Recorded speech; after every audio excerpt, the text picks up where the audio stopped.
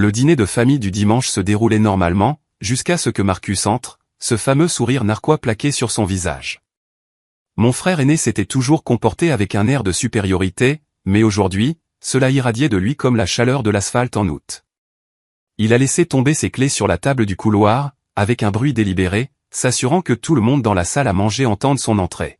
« Eh bien, annonça Marcus en entrant d'un pas nonchalant dans la pièce où maman, papa et notre sœur Jennifer étaient assis autour de la table.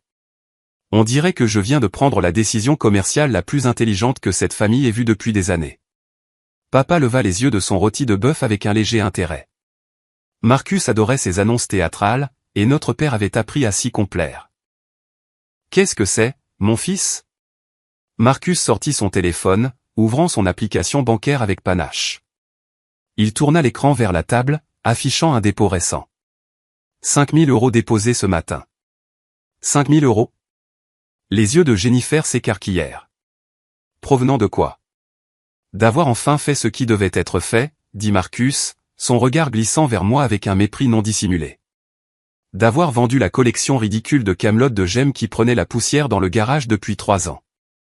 Je levai les yeux de mon téléphone, où je tapais sans relâche, mes doigts se déplaçant sur l'écran avec une efficacité bien rodée. Tu as fait quoi? Oh, ne me fais pas cette tête choquée, ricana Marcus en tirant une chaise et en s'asseyant comme s'il était chez lui, ce qu'il pensait probablement être le cas dans son esprit. Ta collection prenait la poussière depuis que tu es revenu à la maison. De vieux prototypes, des pièces de technologie aléatoires, des boîtes de circuits et des appareils bizarres que personne ne comprend. J'ai enfin trouvé un acheteur qui y a vu de la valeur. Marcus, dis-je prudemment, tout en continuant à taper sur mon téléphone, ces choses n'étaient pas à moi pour que tu les vendes. Pas à toi. Il rit, de ce rire sec et aboyant qui m'agaçait depuis l'enfance. Elles sont dans le garage de maman et papa depuis 3 ans. Tu ne les as même jamais regardées. Juste des boîtes et des boîtes de tes trucs de bricolage technologique bizarres que tu as abandonnés quand ton petit rêve de start-up n'a pas fonctionné. Maman se pencha et tapota la main de Marcus. Chérie, peut-être aurais-tu dû demander à Jem d'abord. Demander?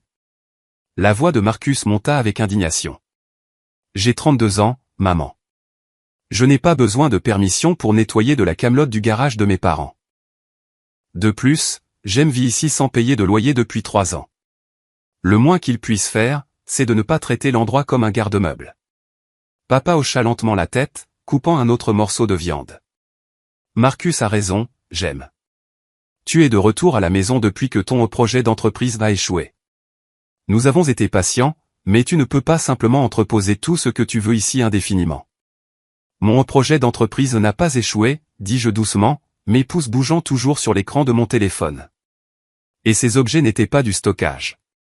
C'était de l'inventaire. Jennifer rit, s'étouffant presque avec son vin. De l'inventaire? Jem, tu n'as plus d'entreprise. Tu travailles à distance sur un vague projet de conseil depuis 3 ans et tu vis dans ta chambre d'enfant. Ne prétendons pas que ces boîtes contenaient quelque chose d'important. J'ai gagné 5 000 €, répéta Marcus, comme si le chiffre justifiait tout. 5 000 € pour de la pure camelote. Tu devrais me remercier. J'ai probablement obtenu plus que ce que valait cette pacotille. À qui l'as-tu vendu, demandai-je, ma voix égale, mes yeux ne quittant pas mon téléphone. À un collectionneur de technologie que j'ai trouvé en ligne, dit Marcus d'un ton dédaigneux. Le gars se dit passionné de technologie vintage. Il est venu de Portland ce matin, a tout regardé et a payé en espèces sur le champ. Il a dit quelque chose sur le fait de le revendre à des amateurs ou quelque chose comme ça. Je ne sais pas. Je m'en fiche. 5 000 €, c'est 5 000 €. As-tu eu ses coordonnées, demandai-je. Non. Coordonnées de contact? Pourquoi aurais-je eu besoin de ces coordonnées?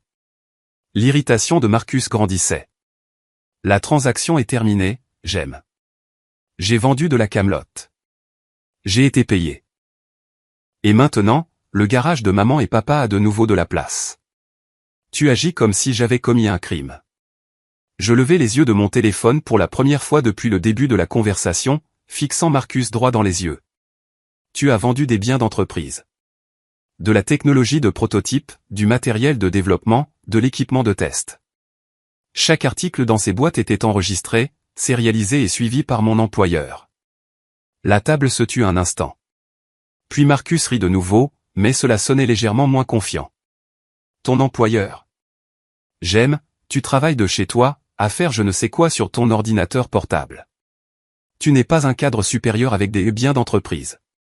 Je suis le directeur de la technologie, CTO, de Meridian Innovation, dis-je calmement, retournant mon attention sur mon téléphone. Je le suis depuis 3 ans. Les articles que tu as vendus étaient des unités de développement de prototypes d'une valeur d'environ 3,7 millions d'euros. Ils m'étaient prêtés pour des tests et un développement à long terme. Chaque pièce était cataloguée comme un actif de l'entreprise. Le silence qui suivit fut assourdissant.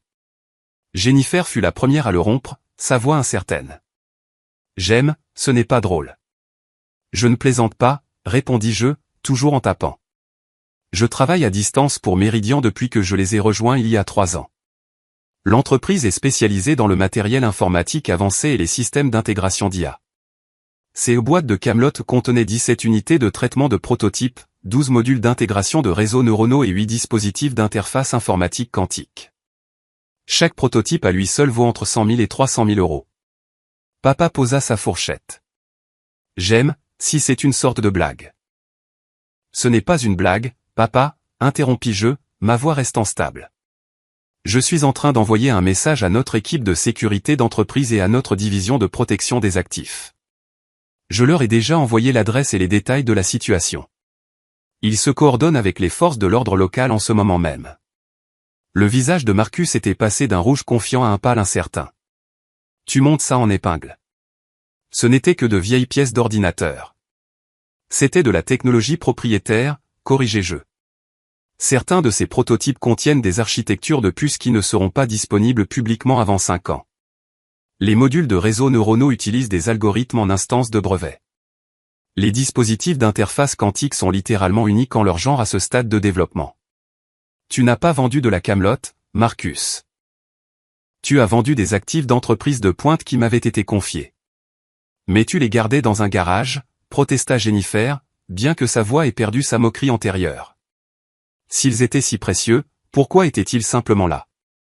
Parce que je menais des tests de stabilité à long terme, expliquai-je patiemment. Les produits de Meridian doivent fonctionner de manière fiable dans diverses conditions environnementales. J'avais l'autorisation de les conserver dans une zone de stockage climatisée, ce qu'est le garage, grâce au système de CVC que j'ai installé il y a 2 ans spécifiquement à cet effet.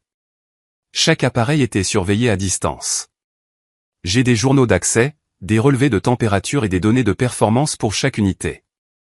La main de maman s'était portée à sa bouche. Chérie, pourquoi ne nous as-tu rien dit? Nous pensions que tu étais juste. Nous ne savions pas que tu avais un travail important. Vous n'avez pas demandé, dis-je simplement. J'ai essayé d'expliquer mon travail plusieurs fois quand je suis revenu, mais tout le monde semblait penser que travailler de la maison signifiait être au chômage. J'ai arrêté d'essayer de corriger cette supposition. Marcus se leva brusquement, sa chaise raclant le sol. C'est ridicule. Tu ne peux rien prouver de tout ça. Ça ressemblait à de vieilles pièces d'ordinateur parce que c'était de vieilles pièces d'ordinateur. Tu inventes cette histoire pour me faire passer pour un méchant. Je n'ai besoin de rien inventer, répondis-je, levant enfin les yeux de mon téléphone et le regardant dans les yeux. Tout ce que j'ai dit est documenté. Meridian Innovation a mon contrat de travail, mon affectation au programme de test de prototypes et des registres d'actifs détaillés montrant chaque article qui était sous ta garde, ou plutôt dans le garage de maman et papa sous ma supervision. Sous ta supervision? La voix de papa était calme maintenant, en train de traiter l'information. J'aime, es-tu en train de dire que tu avais des millions d'euros d'équipements stockés dans notre garage tout ce temps?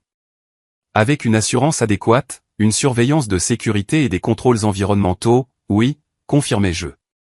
L'entreprise m'a fait confiance parce que je suis leur CTO depuis qu'ils m'ont recruté il y a 3 ans.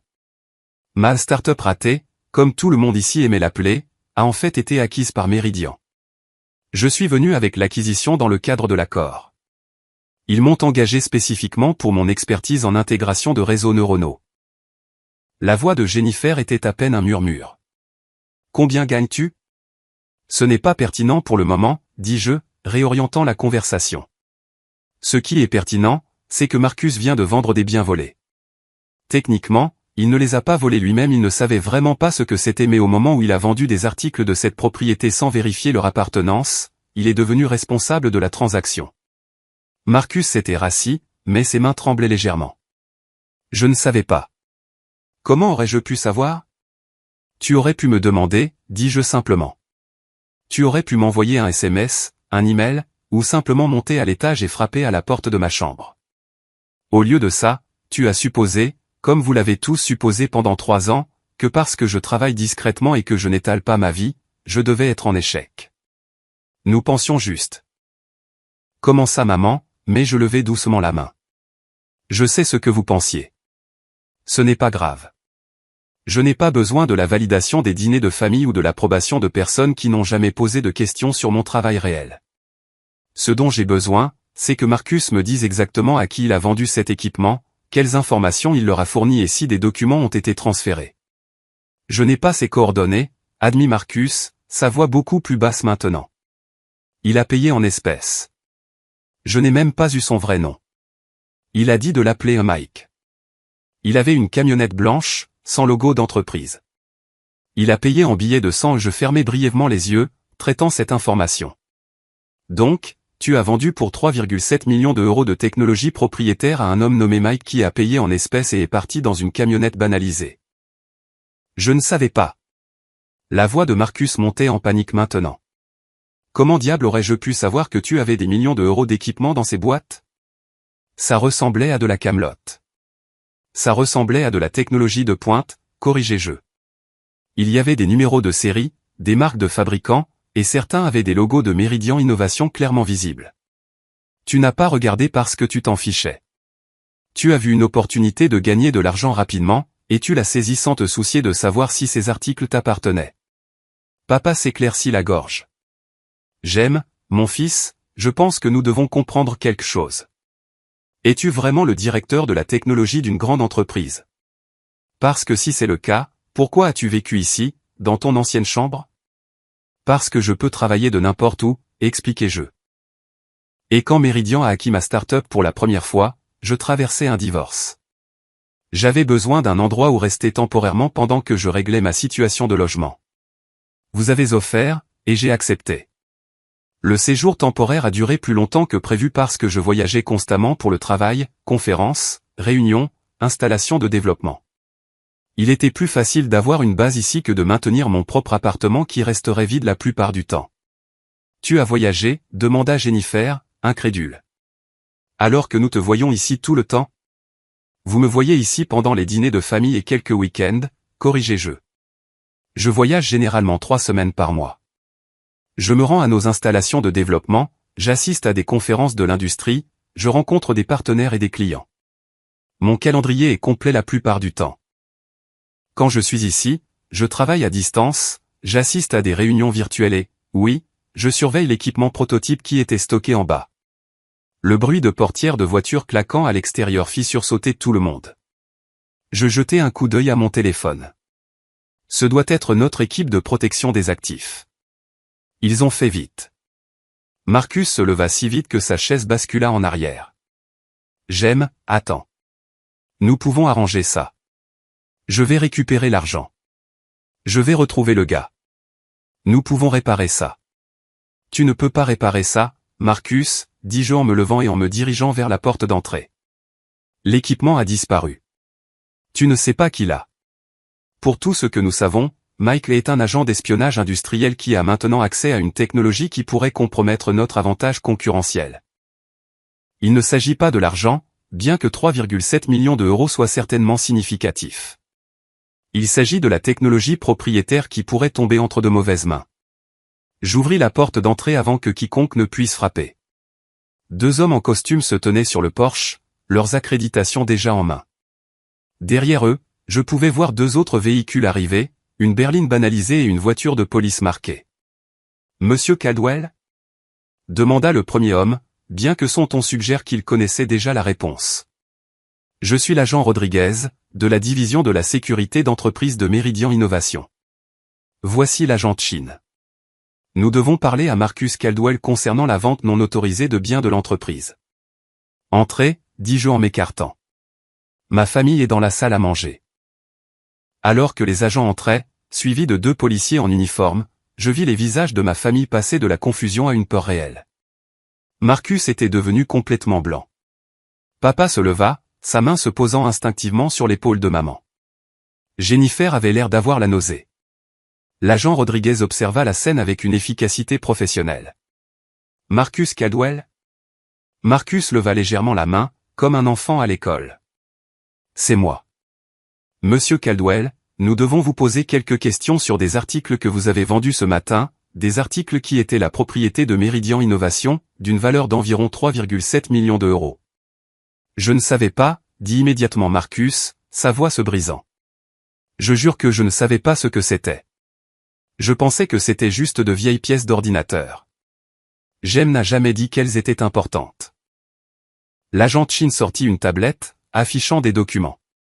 Monsieur Caldwell, nos registres montrent que tous les articles stockés à cette adresse étaient clairement marqués avec des numéros de série et des étiquettes de propriété de Meridian Innovation. Avez-vous examiné l'un des articles avant de les vendre? J'ai regardé, mais je n'ai pas vraiment prêté attention aux détails. J'ai juste vu de vieilles pièces électroniques. De vieilles pièces électroniques avec des étiquettes de propriété d'entreprise, des numéros de série et, dans certains cas, des logos d'entreprise clairement visibles, dit l'agent Rodriguez, sa voix plate. Monsieur Caldwell, comprenez-vous que ce que vous avez fait constitue un vol et une vente illégale d'actifs d'entreprise? Papa s'avança. Attendez une minute. Mon fils a fait une erreur, mais il n'a rien volé. Ces articles étaient dans notre garage. Il n'avait aucune raison de croire qu'il ne pouvait pas s'en débarrasser. Monsieur, s'adressa respectueusement l'agent Chin à papa, votre fils a vendu des biens qui ne lui appartenaient pas à un acheteur inconnu contre de l'argent liquide. Qu'il ait compris ou non la valeur de ces articles, l'acte lui-même est illégal. De plus, comme les articles contenaient une technologie propriétaire, il y a des implications fédérales concernant un potentiel espionnage industriel et un transfert de technologie. Fédéral? La voix de maman était à peine audible. Vous dites que c'est un crime fédéral? Potentiellement, oui, confirma l'agent Rodriguez. Nous évaluons encore la situation. La préoccupation immédiate est de récupérer les articles et de déterminer qui les a achetés et dans quel but. L'un des policiers en uniforme prit la parole. Marcus Caldwell, pouvez-vous fournir une description de l'individu qui vous a acheté ces articles? Marcus s'effondra dans sa chaise, la tête entre les mains. Un homme blanc, peut-être 45, 50 ans. Taille moyenne, cheveux bruns. Il a dit que son nom était Mike. Il conduisait une camionnette blanche, sans marquage. Il a payé en espèces, des billets de 100 euros. Vous a-t-il montré une pièce d'identité, une carte de visite, un document quelconque? L'agent Chin tapait rapidement des notes sur sa tablette. Non, rien. Il a juste regardé les boîtes, a demandé si tout y était, et m'a remis l'argent quand j'ai dit oui. Comment a-t-il su que les articles étaient à vendre? Demanda l'agent Rodriguez. J'ai posté une annonce sur un forum de revente de technologie, admit Marcus. J'ai juste dit que j'avais du matériel informatique vintage et des prototypes disponibles. Il a répondu en moins d'une heure, est venu ce matin et a tout acheté. Les agents échangèrent un regard. L'expression de l'agent Rodriguez devint plus sérieuse. Monsieur Caldwell, vous avez publié une annonce publique indiquant que vous aviez de la technologie de prototype à vendre? Je n'ai pas dit que c'était nos prototypes, protesta Marcus. J'ai juste dit que c'était de vieilles pièces d'ordinateur. Je ne savais pas ce que c'était réellement. Mais vous avez utilisé le mot prototype dans votre annonce, dit l'agent Chin, tournant sa tablette pour montrer à Marcus son propre message. Ici, divers prototypes et matériel de développement. C'est une citation directe de votre annonce. Marcus fixa l'écran, son visage se vidant de sa couleur. J'ai juste pensé que ça sonnait mieux que vieille Camelot. Je ne pensais pas que ça signifiait quelque chose de spécifique. L'agent Rodriguez ferma brièvement les yeux, un geste qui suggérait qu'il faisait face à un niveau d'incompétence impressionnant. Monsieur Caldwell, en annonçant des prototypes et du matériel de développement, vous avez essentiellement annoncé à quiconque surveille de telles annonces que vous aviez accès à une technologie non publiée. L'individu qui vous a acheté ces articles cherchait probablement spécifiquement ce type d'opportunité. Oh mon Dieu, murmura Jennifer. Marcus, qu'as-tu fait? Je ne voulais pas. La voix de Marcus montait de nouveau vers la panique. J'essayais juste de nettoyer le garage. J'aime n'utiliser pas ces trucs.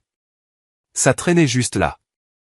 Ça traînait là dans le cadre d'un programme de test autorisé par l'entreprise, dis-je doucement.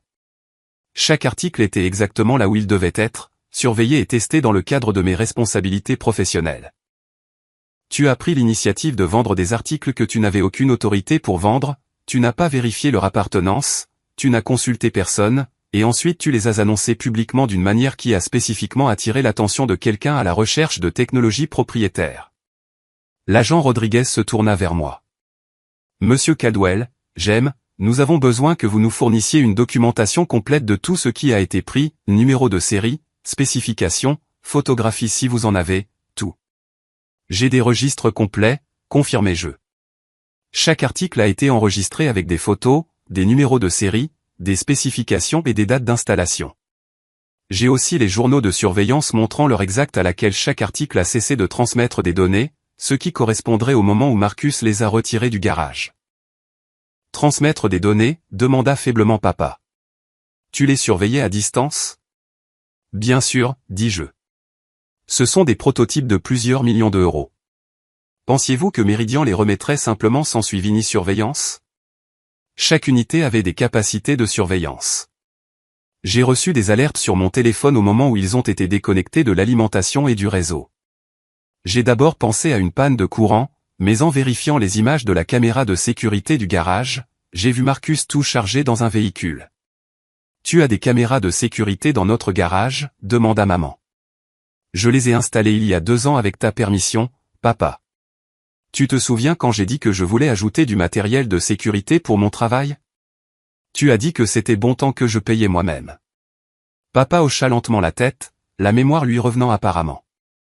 Je pensais que tu voulais dire que tu allais garder un ordinateur portable sous clé ou quelque chose comme ça, pas des millions d'euros d'équipement. Je t'ai dit que je travaillais avec des prototypes de valeur, dis-je. Tu as dit, c'est bien, mon cher, et tu es retourné regarder le football. L'agent Chin avait passé un appel dans un coin. Il revint vers le groupe, son expression sombre. Notre équipe technique est en train de récupérer l'annonce que Marcus a publiée. Elle a été vue plus de 300 fois au cours des dernières 24 heures. L'utilisateur qui a contacté Marcus a utilisé une adresse email jetable qui a déjà été supprimée. Qu'est-ce que ça veut dire? Demanda Jennifer, bien que son ton suggère qu'elle savait déjà que la réponse n'était pas bonne. Ça veut dire que celui qui a acheté ces articles savait exactement ce qu'il faisait, expliqua l'agent Rodriguez. Il a surveillé les annonces en ligne, à la recherche de ce type d'opportunité. Il a agi rapidement quand il l'a trouvé, a payé en espèces pour éviter toute trace écrite, et a disparu. C'est de l'espionnage industriel de niveau professionnel. Marcus avait l'air sur le point de s'évanouir. Je vais aller en prison, n'est-ce pas? Cela dépend de plusieurs facteurs, dit l'agent Rodriguez. Votre coopération, ce que nous pourrons récupérer, et si les individus qui ont acheté la technologie sont attrapés et ce qu'ils en ont fait. Au minimum, vous faites face à une responsabilité civile pour la valeur totale des articles, 3,7 millions d'euros. Des poursuites pénales sont également probables, bien que les charges spécifiques dépendront de l'enquête en cours. 3,7 millions? La voix de maman était faible. Nous n'avons pas ce genre d'argent. Personne dans cette famille n'a ce genre d'argent, sauf apparemment, dit Jennifer amèrement, puis elle se reprit. Désolé, c'était déplacé. Je haussai les épaules. Ce n'est pas grave. Et pour mémoire, je n'ai pas 3,7 millions d'euros en liquidité. J'ai un bon salaire et des options d'achat d'actions, mais je ne pourrais pas non plus faire un chèque de ce montant, c'est pourquoi c'est un problème si grave. Meridian Innovation va chercher à récupérer les fonds par tous les moyens légaux disponibles. Papa s'effondra dans sa chaise, l'air plus vieux que je ne l'avais jamais vu. Mon fils, je suis tellement désolé. Nous ne savions pas. Nous aurions dû poser plus de questions. Nous aurions dû prendre ton travail au sérieux. Oui, acquiesçai-je simplement. Vous auriez dû. Mais ça ne change rien à la situation actuelle. L'un des policiers en uniforme s'avança. Marcus Caldwell, j'ai besoin que vous veniez au poste pour faire une déclaration formelle. Vous n'êtes pas en état d'arrestation pour le moment, mais nous avons besoin de votre entière coopération dans cette enquête. Marcus se leva sur des jambes tremblantes. Puis-je appeler un avocat? Ce serait conseillé, dit l'agent Rodriguez. C'est une affaire complexe impliquant des biens d'entreprise, un espionnage potentiel et des lois fédérales sur le transfert de technologie. Vous allez avoir besoin d'une représentation légale. Alors que Marcus était emmené par les policiers, maman se tourna vers moi, des larmes coulant sur son visage. J'aime, s'il te plaît. C'est ton frère. Il a fait une terrible erreur, mais il ne voulait faire de mal à personne. Y a-t-il quelque chose que tu puisses faire pour l'aider? Je réfléchis attentivement à ma réponse. Maman, je ne peux pas faire disparaître ça. Ces prototypes ont disparu, peut-être entre les mains de concurrents ou d'entités étrangères. Meridian a l'obligation légale de poursuivre cette affaire jusqu'au bout. Cependant, je peux m'assurer que l'entreprise comprenne que Marcus a agi par ignorance plutôt que par malveillance.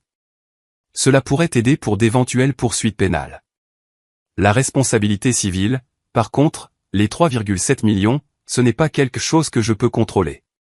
Que arrivera-t-il s'il ne peut pas payer? Demanda papa doucement. Que arrivera-t-il à notre famille? L'agent Chin répondit avant que je ne le puisse. Meridian Innovation cherchera probablement à obtenir des privilèges sur tous les actifs que Marcus détient.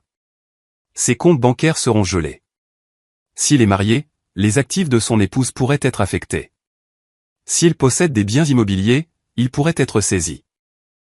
L'entreprise utilisera toutes les méthodes légales pour récupérer les dommages. Il est marié, dit Jennifer doucement. Sa femme, Sarah, vient d'ouvrir une boulangerie il y a 6 mois. Ils ont acheté une maison l'année dernière. Je fermais les yeux, traitant cette information. Marcus et moi n'avions pas été proches depuis des années, mais je ne prenais aucun plaisir à cette situation. Je parlerai à l'équipe juridique de Meridian. Si Marcus coopère pleinement à l'enquête, fournit tous les détails dont il se souvient, et que l'entreprise est en mesure de récupérer la plupart ou la totalité des prototypes, il pourrait être disposé à négocier un arrangement qu'il puisse réellement gérer. Merci, murmura maman. Merci, chérie. L'agent Rodriguez commença à ranger son équipement. Monsieur Caldwell, nous aurons besoin que vous veniez à notre bureau régional demain pour examiner toute la documentation en détail. Nous aurons également besoin d'accéder aux images de votre caméra de sécurité et à toutes les données de surveillance que vous avez sur le moment où les articles ont été pris. J'aurai tout préparé, confirmai-je. Je suppose que vous voudrez que je prépare un inventaire complet avec des priorités de récupération estimées. Certains de ces prototypes contiennent une technologie plus sensible que d'autres. Ce serait extrêmement utile, dit l'agent Chin. Plus vite nous pourrons prioriser ce qui doit être récupéré en premier, meilleures seront nos chances de minimiser les dommages. Alors que les agents se préparaient à partir, papa se leva et s'approcha de moi. Un instant, nous nous sommes juste regardés. Puis il me prit dans une étreinte inattendue. Je suis fier de toi, mon fils. J'aurais dû le dire il y a longtemps. J'aurais dû poser des questions sur ton travail, m'intéresser à ce que tu faisais. Je suis désolé de ne pas l'avoir fait. Merci, papa, dis-je doucement, lui rendant son étreinte. J'apprécie. Après que tout le monde soit parti et qu'il ne reste que notre famille immédiate, Jennifer se versa un autre verre de vin avec des mains tremblantes. Alors, laisse-moi m'assurer que je comprends bien. Tu es directeur de la technologie d'une grande entreprise de technologie. Tu gagnes, je suppose, un salaire substantiel. Tu as travaillé sur une technologie de prototype valant des millions d'euros. Et tu as vécu dans ta chambre d'enfant pendant que nous te traitions tous comme un raté. C'est à peu près ça? C'est exact, confirmai-je. Pourquoi ne t'es-tu pas défendu, demanda-t-elle. Pourquoi ne nous as-tu pas dit de la fermer quand nous faisions des blagues sur ton travail de consultant ou ta start-up ratée? J'y ai réfléchi un instant. Parce que je n'avais pas besoin de me prouver quoi que ce soit à vous. Je savais ce que je faisais. Je savais que mon travail avait de la valeur, et j'en étais satisfait. Vos opinions sur mon succès ne changeaient pas mon succès réel. Elles en révélaient simplement plus sur vos suppositions que sur ma réalité. Maman s'essuya les yeux. C'est une façon solitaire de vivre, chérie. Nous sommes ta famille. Tu devrais pouvoir partager tes réussites avec nous. J'ai essayé au début, lui rappelai-je doucement. Il y a 3 ans, quand je suis revenu, j'ai expliqué l'acquisition, mon poste chez Meridian, le programme de test de prototype. Te souviens-tu de ce que tu as dit, maman? Elle secoua la tête, de nouvelles larmes se formant. Tu as dit, c'est bien, chérie, mais ne te fais pas trop d'illusions. L'industrie de la technologie est très instable. Puis tu as changé de sujet pour me demander si j'avais rencontré des filles sympas récemment. Le silence qui suivit était lourd de regrets. Je pense, dit lentement papa, que nous te devons plus que de simples excuses pour ne pas t'avoir pris au sérieux. Nous te devons des excuses pour avoir créé un environnement où tu as senti que tu ne pouvais pas partager ta vie avec nous. J'accepte ces excuses, dis-je. Et j'espère qu'à l'avenir, nous pourrons avoir un autre type de relation.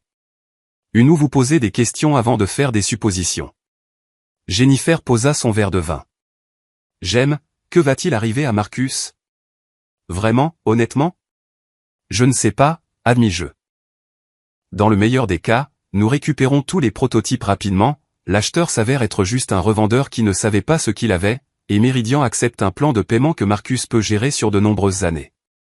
Dans le pire des cas, les prototypes sont déjà en cours d'analyse par des concurrents ou des entités étrangères, nous ne pouvons pas les récupérer, et Marcus fait face à la fois à des poursuites pénales substantielles et à la totalité de la responsabilité de 3,7 millions d'euros. Et tu ne peux rien arrêter de tout ça? Elle le dit, mais ce n'était pas une question. Je peux influencer une partie en plaidant pour Marcus au sein de l'entreprise. Mais non, je ne peux pas arrêter le processus légal. Meridian a des investisseurs, des membres du conseil d'administration et des obligations légales. Il ne s'agit plus seulement de mon frère et moi. Il s'agit d'espionnage industriel, de crimes technologiques fédéraux et de millions d'euros d'actifs volés. Papa se leva, l'air épuisé. Ta mère et moi allons aller au poste de police pour être là quand Marcus aura fini de faire sa déclaration. Voudrais-tu venir avec nous? J'ai envisagé de refuser. J'avais du travail à faire, de la documentation à préparer, et honnêtement, j'étais émotionnellement épuisé. Mais j'ai vu la supplication dans les yeux de mon père, l'espoir désespéré que, d'une manière ou d'une autre, la famille pouvait encore compter après tout ce qui s'était passé aujourd'hui. Oui, dis-je finalement. Je viendrai avec vous. Alors que nous nous rendions au poste de police dans la voiture de papa, mon téléphone vibrait constamment de messages de l'équipe juridique de Meridian, de la division de la sécurité et de divers cadres qui avaient été informés de la situation. Chaque message me rappelait l'ampleur de ce qui s'était passé, les conséquences potentielles et ma responsabilité en tant que CTO de protéger les intérêts de l'entreprise. Mais, assis sur la banquette arrière de la voiture de mon père, regardant mes parents digérer la réalité de la situation de leur fils, je me suis rappelé que j'avais aussi des responsabilités en tant que frère, des responsabilités que j'avais négligées dans ma frustration d'être sous-estimé et rejeté. Peut-être que si j'avais été plus insistant pour expliquer mon travail, plus franc sur la valeur de ce que je protégeais, Marcus aurait su qu'il ne fallait pas voir ces boîtes comme de la camelote jetable. Peut-être que si j'avais repoussé plus fermement les suppositions de la famille sur mon échec, ils auraient compris l'importance de demander avant d'agir. Ou peut-être que Marcus aurait vendu l'équipement de toute façon, parce qu'il avait toujours été du genre à agir d'abord et à réfléchir après, et qu'aucune explication n'aurait changé son approche fondamentale de la vie. Je ne savais pas. Ce que je savais, c'est qu'un dîner de famille du dimanche venait de détruire la vie de mon frère, de compromettre potentiellement l'avantage concurrentiel de mon entreprise et de forcer ma famille à affronter des années de suppositions sur le succès, l'échec et la valeur de poser des questions avant de porter des jugements. Alors que nous nous garions sur le parking du poste de police, j'ai regardé un message du PDG de Meridian, j'aime, je veux que tu comprennes, ce n'est pas personnel, mais nous devons poursuivre cette affaire jusqu'au bout. Notre conseil d'administration exige déjà des mesures. J'espère que ta famille comprend. J'ai répondu, je comprends. Je coopérerai complètement. Mais pour mémoire, je vais quand même plaider pour mon frère. Il est possible de remplir mes obligations professionnelles tout en étant un frère. Je trouverai un moyen de faire les deux. Sa réponse est venue rapidement, je n'attendrai rien de moins de toi. C'est pour ça que tu es notre CTO. Le bon jugement ne concerne pas seulement la technologie. Il concerne aussi les gens. Je suis sorti de la voiture, j'ai redressé les épaules et je suis entré dans le poste de police avec mes parents. Les prochains mois allaient être compliqués, douloureux et difficiles. Mais au moins, enfin, ma famille comprenait qui j'étais vraiment.